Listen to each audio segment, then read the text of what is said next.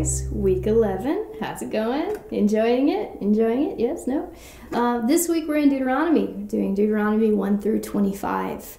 One of the things that I wanted to think about today is what's the value in reading Deuteronomy? In so many ways, the first part of Deuteronomy is just a repetition of so many things we've already seen.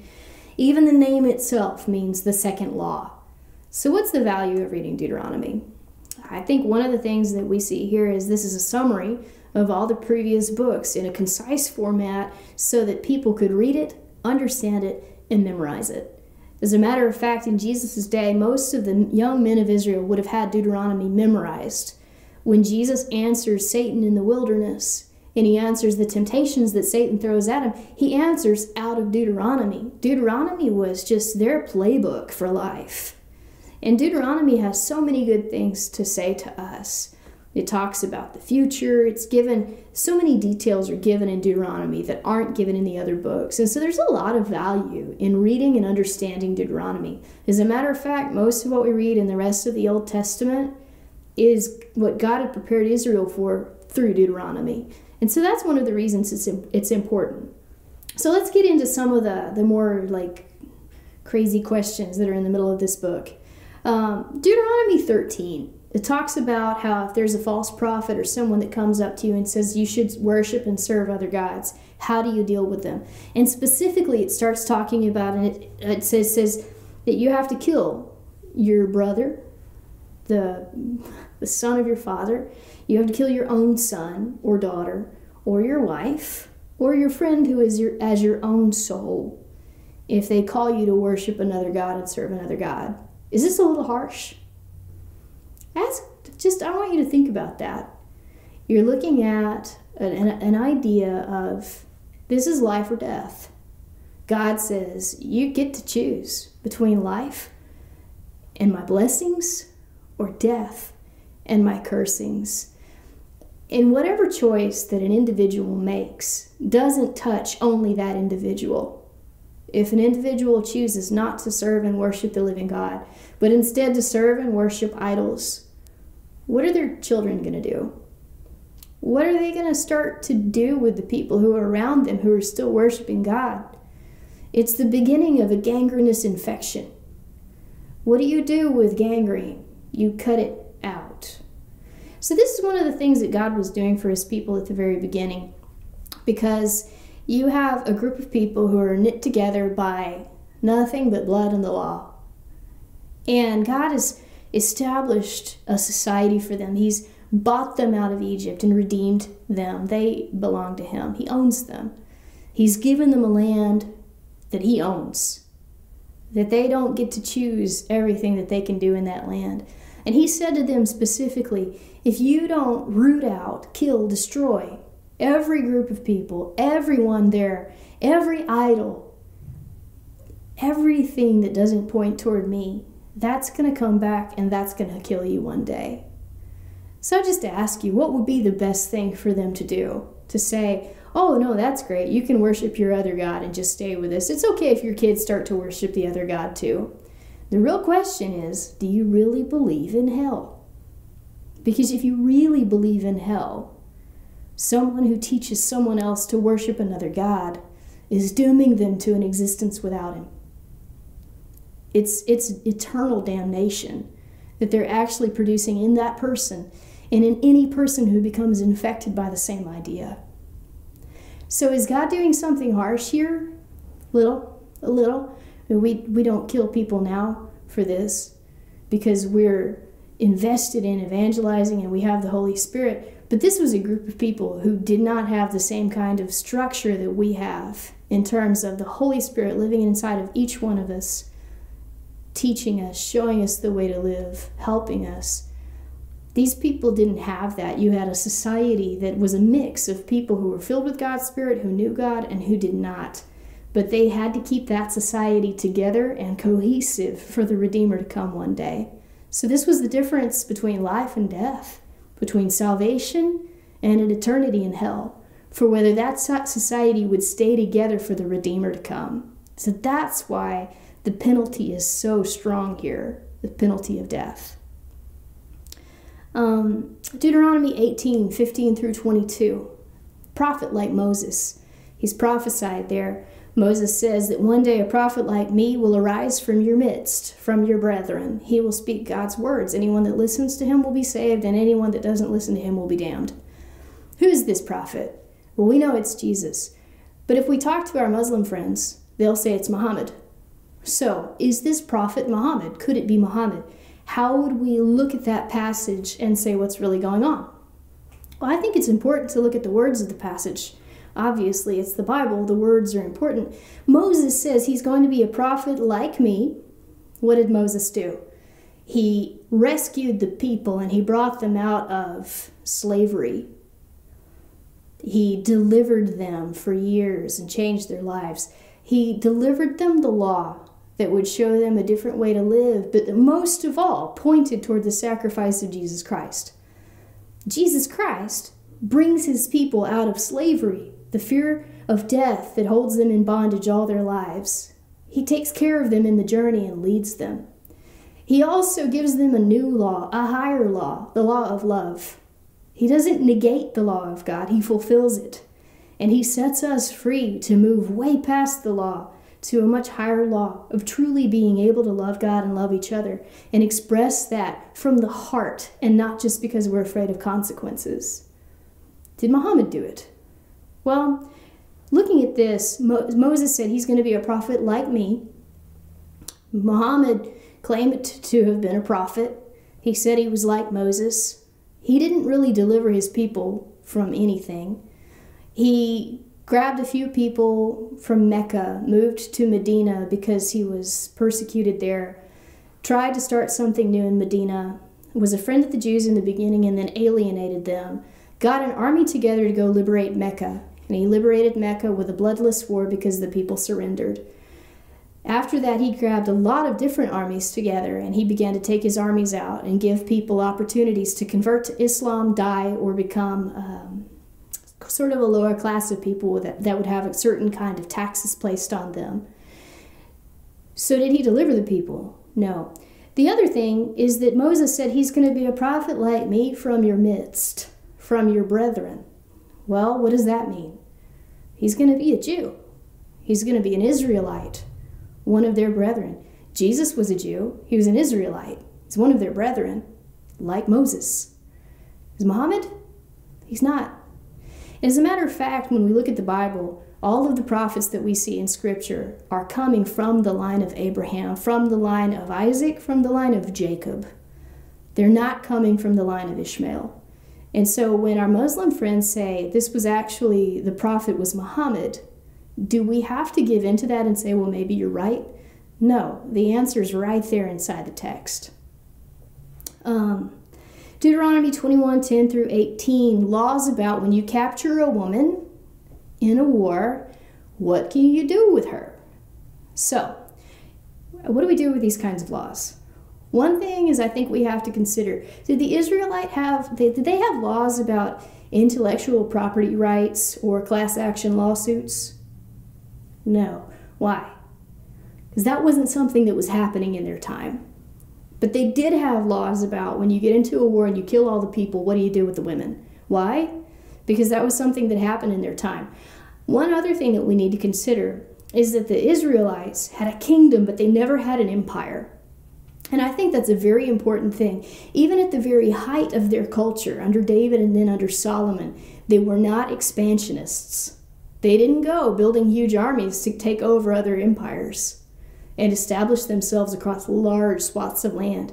As a matter of fact, the Bible even says that a king can't build up a huge army for himself. Because what happened in Babylon, Persia, Greece, and Rome?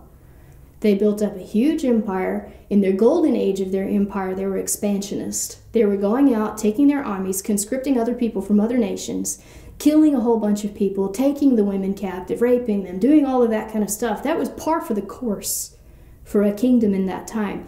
Israel didn't do that. It's very interesting. Why? God had set limits on their land, and they were happy to live within those limits because that was their identity as a people, not expanding beyond those limits. So I think that's something that we need to consider. Israel was not going to go out with lots of armies and go take over lots of places and kill lots of men and take lots of women captive. What they were about to do, however, was head into this land and eradicate the people groups that lived there. And then there would be some people groups that they wouldn't necessarily have to kill all of them if they were just on the borders. And so here God says, if you go and God delivers your enemies into your hand, you take them captive, you see among the captives a beautiful woman and desire her and would take her for your wife. What do? You bring her home to her house, and she shall shave her head and trim her nails. She shall put off the clothes of her captivity, remain in your house, and mourn her father and her mother a full month.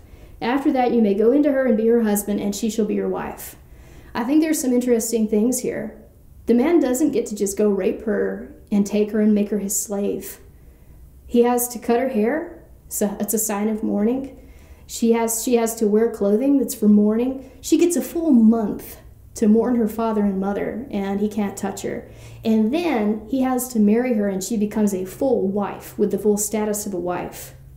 And then here it says in verse 14, and it shall be if you have no delight in her, then you shall set her free. But you certainly shall not sell her for money. So now you've taken her captive. You have not delighted in her, even though you've made her your wife. You can't sell her as a slave. You shall not treat her brutally because you have humbled her. So what do we see here? A woman from another nation who's taken captive is not considered as an object. She's considered as a person. She's not going to be given a status as a concubine. She becomes a full wife with all the rights of a wife. And if she doesn't please her husband, he gets to put her away, but he can't treat her brutally and he can't sell her. So she was given rights and dignity, which is something that no other society in these times did. And so we see here again where a status of woman is actually elevated once again, even though from our cultural and historical standpoint, it's difficult to see that. But that's what God's doing. He's giving these women rights when they weren't even part of Israel to begin with, but they have rights under the law. And so it protects them. In Deuteronomy 21:15 through 17, if a man marries two women and one has a child and then the other has a child, and the first woman is not his favorite, can he treat the child of the second woman as his firstborn because she's his favorite? No. The firstborn of the not favorite wife still gets the same rights as he would have had anyway. And so you see where a man can't just arbitrarily choose to favor one wife and not favor the other, or favor the children of one wife and not favor the children of the other. Now, is God condoning polygamy? I don't think so. I think what he's doing here is he's working with the society as it is and setting limits on what they can do to one another and how they can treat one another. And one of the reasons that people ever indulged in polygamy in the first place is if they had problems getting pregnant, or one other option is if they had gone to war and there weren't enough men, and then the women were going to get married, they'll have multiple wives because there just literally weren't enough men. And so I don't think he's condoning it. I think he's just working with things as they are in that culture. In Deuteronomy 21:18 through 21, if your child is rebellious and he's a drunkard and a glutton, take him out, present him to the elders, talk about what he's done, and stone him. Does this mean that parents just get to kill their kids? It's a good question, right? As much as some might be tempted to, no, they can't. One of the things that I think we need to look at here is you have this person, he's grown up, he's a menace to society. He's a drunkard, he's a glutton. It's not a 5-year-old, unless you have a really interesting 5-year-old. He's not that. It's a grown person who said, I want to have nothing to do with what's normal in this society. I'm going to do what I want. I don't care who I put in danger. And here it says that they have to take him before the elders, talk about what's happened, and then come together and punish him with death. Now, what do we do with that? You think that people were just willy-nilly really happy to go kill their kids? Probably not. I think that more than anything, that this is in the law. This could happen to you. You need to watch out. Sometimes the law is there just to warn us, to keep us away from death.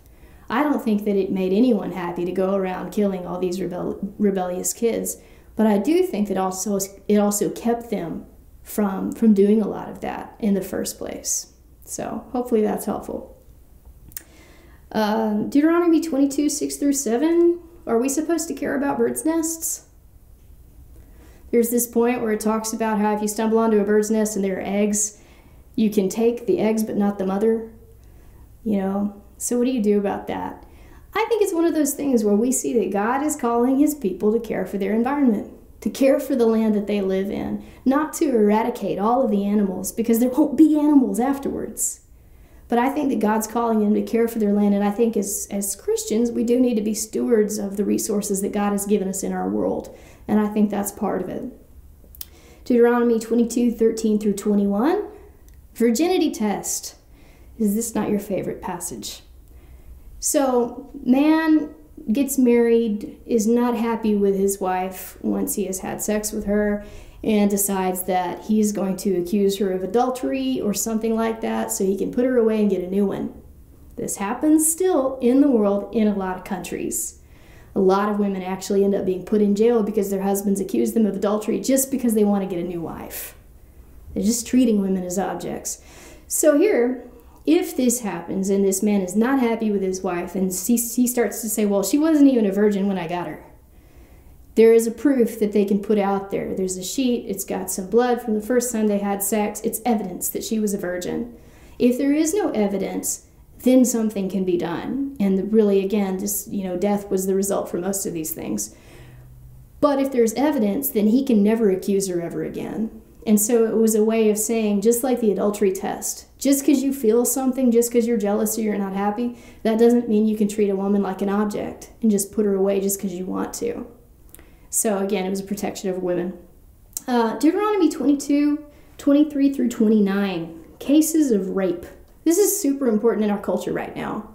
Something that we're seeing discussed in the news, it's everywhere. So when we look at the Bible and we see something written in here about cases of rape, what do we do with this? Because it says that if a man is found lying with a woman married to a husband, then both of them shall die, so that's adultery. The man that lay with the women and the woman, so you should put away the evil from Israel. Okay, adultery, death. If a young woman who is a virgin is betrothed to a husband, and a man finds her in the city and lies with her, then you shall bring them both out to the gate of the city, and you shall stone them to death with stones. The young woman because she did not cry out in the city, and the man because he humbled his neighbor's wife. So you shall put away the evil from among you. So here's the thing. Man and a woman lying together in the city. If she didn't cry out, no one could prove that it was rape. Again, the law works within the confines of the science that they had at the time, the things that they were capable of proving at the time. The only proof that they had was she screamed and she didn't want it. There's not a happy solution to any of this stuff. But there is at least this. If anyone heard her scream, the man had to die. Had to. But if there was no scream, they both had to die. It was assumed that it was voluntary. It's not easy, but this is what we have. It says in verse 25, if a man finds a betrothed young woman in the countryside, and the man forces her and lies with her, then only the man who lay with her shall die. But you shall do nothing to the young woman. There is nothing in the young woman deserving of death. For just as when a man rises against his neighbor and kills him, even so is this matter. For he found her in the countryside, and the betrothed young woman cried out, but there was no one to save her. Something interesting here. It is assumed that she cried out if she was out in the country. It's assumed. The man had to die. She had to go free. It is assumed that she cried out and that he was guilty. Is that not protecting women? Also, if a young man knows the law of God and knows that if he goes out and he takes advantage of a woman and she cries out, or if it's in the countryside, he's gonna die, don't you think that stopped a lot of what they thought about doing? If you know you're gonna die, isn't that kind of a persuasion not to do it? So again, this was God protecting women. And then it says the last part, if a man finds a young woman who is a virgin, who is not betrothed, then he seizes her and lies with her, and they're found out. Then the man who lay with her shall give to the young woman's father 50 shekels of silver. She shall be his wife because he humbled her. He shall not be permitted to divorce her all his days. Now, there are people who look at this and think that's really unfair. She has to live with this guy for the rest of her life because he did this to her. I think we need to consider that this is a communal society. So this woman has been shamed in a terrible way. It's not likely for her to be able to get married again after that. She's not betrothed. She's been taken advantage of. And in their society, nobody's going to want to marry her. So what's she going to do? Who is she going to rely on? There are so many women in other cultures who, if they never get married, they die as beggars because no one will take care of them. So here this man is, he's taken advantage of her in a moment of passion, and now he has to take care of her for the rest of her life. They'll probably live next to her dad. You know, they lived really close to each other. They'll probably live right by their parents. So is it likely that he's going to get to abuse her the whole rest of her life? Not likely. She'll be watched over. But he has to carry the burden of what he did for the rest of his life, and he can't just get away with it. And this also gives a little bit of like a shadow of a doubt, because this might have been something consensual. It might not have been. It's not necessary that everyone should die, because it wouldn't be a case of adultery. So again, none of these are happy answers, but we're dealing with things as they are, not things as we wish they are. In Deuteronomy 23:15 through 16, and then Deuteronomy 24:7, we see something that's really interesting that I think was probably totally ignored for most of America's history. In Deuteronomy 23:15 and 16, it explicitly says that if there's someone who has had a slave and the slave has run away and they come to you, you cannot return that slave to their master. You have to make sure that they are kept free. The assumption is they were treated badly and they can't go back and it's not safe. You cannot return them to their master. That was one of the things that happened in the United States when slaves would run away. Someone would catch them and then return them to their master. And these were people who claimed to be Christians. These were people who claimed to be very religious and upright with God. They were ignoring what the Bible said. If someone runs away, you cannot return them to their master. This was also unheard of in the ancient world, because even in the Romans, if someone ran away, they were branded F-U-G on their forehead for fugitive, which means they had run away. And then they would be returned to their master and then beaten and never used for a good job ever again. And so in the history of Israel, you see something where these people have to be set free if they run away. Also in Deuteronomy 24:7, it says, if a man kidnaps his fellow Israelite in order to enslave him, in order to sell him, that man has to be put to death. So in Israelite history, being a slaver was something that had the death penalty attached to it. So if we really look at God's law, is God condoning slavery? Is he condoning selling people? He's really not. And as a matter of fact, when this was perpetuated in Israel on their fellow Israelites, the penalty was death. So this was not a society that welcomed the practices of slavery with open arms.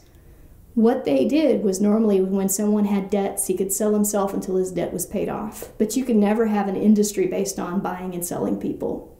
So I hope that helps. Thank you.